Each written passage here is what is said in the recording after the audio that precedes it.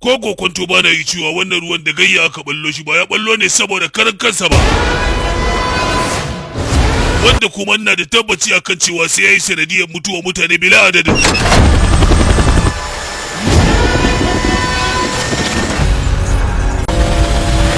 Dukkanin mazauna yankin Judai da mazauna yankin Juduwa su tashi, ga ruwa nan yana tunkaro su. Idan kuma suka ki tashi, babu ruwan gwamnati domin ta riga da ta sanar da su abin da yake faruwa. Shin za su iya barin wannan gurin a dan wannan lokacin? Ba zai yiwu ba. Kafin ma a yi sanarwa ruwa ya riga ya zo garin. Ta yaya ne sai a lokacin za a ce idan ba su tashi ba laifinsu ne? Babu shakka akwai tsantsan tsagwaron zalunci a wannan abu. Ku fito domin ganewa idan kuma mummunan halin da mutanen ƙauyenmu suke ciki. Tun da nake a rayuwata, ban taba ganin zalunci irin wannan ba. Ko dabbobi ma bai kamata a yi musu wannan zaluncin ba bare mutane. So kuke mu zauna mu zuba wa kowa idanu ya mutu. Rayuwa!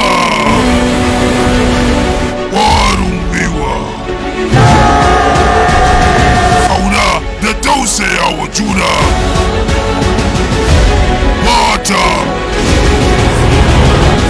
Da kuma aikata abin da ya dace. Duka cikin wannan shiri mai suna Hadari! Hadari! Sabon kaftin da zai fito muku ba da jimawa ba da kamfanin ku mai farin jini Sultan Masu Burbuda.